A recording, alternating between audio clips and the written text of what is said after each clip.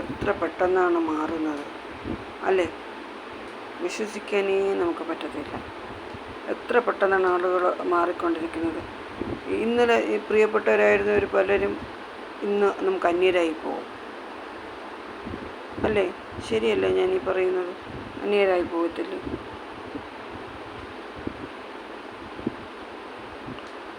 എന്തോ ഞാൻ പറയുന്നതിൽ തെറ്റുണ്ടോ?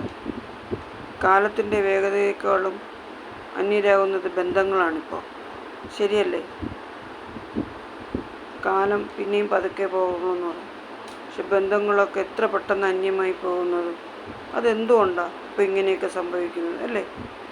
പരസ്പരം മനസ്സിലാക്കാതെ, തെറ്റുകുറ്റങ്ങൾ ഏറ്റുപറയാതെ, പരസ്പരം ഒന്നടുത്തിരുന്ന് ഒന്ന് ക്ഷമ ചോദിച്ച് സംസാരിക്കാതെ പോകുന്നതിൻ്റെ ഒരകൽച്ചക്കുറവായിരിക്കാം, സ്നേഹക്കുറവായിരിക്കാം, അടുപ്പക്കുറവായിരിക്കാം അല്ലേ? ഇതൊക്കെ കണ്ടാവാം ബന്ധങ്ങളെല്ലാം അന്യമായി പോകുന്നത്. നമുക്ക് ഒരു രാത്രി വെളുക്കുമ്പോഴത്തേക്കും ബന്ധങ്ങളെല്ലാം അകന്നകന്ന് പോവുകയാണ് ഇല്ലേ? ഇന്നത്തെ കാലത്തിനനുസരിച്ചാണോ പോകുന്നില്ല അല്ലേ? ഇന്നലെ വരെ ഭാര്യ ഭർത്താക്കന്മാരിരുന്നവർ ഒരു രാത്രി ഇരുണ്ട് വെളുക്കുമ്പോഴത്തേക്കും അടുത്ത പകലാവുമ്പോൾ രണ്ടുപേരും രണ്ട് ഫോണില്ല, രണ്ട് വ്യക്തികളായ ബന്ധങ്ങൾ പോയിരിക്കും. എന്തുകൊണ്ടാണ്? പരസ്പരം മനസ്സ് തുറന്ന് സംസാരിക്കാതെ, മനസ്സിലാക്കാതെ അകന്നു പോകുന്നതിൻ്റെ കൂടുതൽ അതൊക്കെ.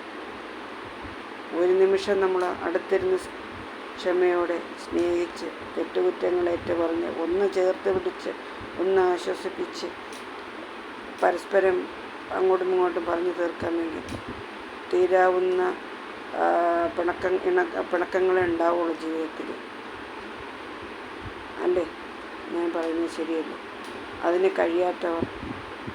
അതിനൊന്നും കഴിയാത്തവർ ഒരിക്കലും മറ്റൊരാളുടെ ജീവിതം വേണമെന്ന് നശിപ്പിക്കാനായിട്ട് ജീവിതം തിരഞ്ഞെടുക്കരുത്.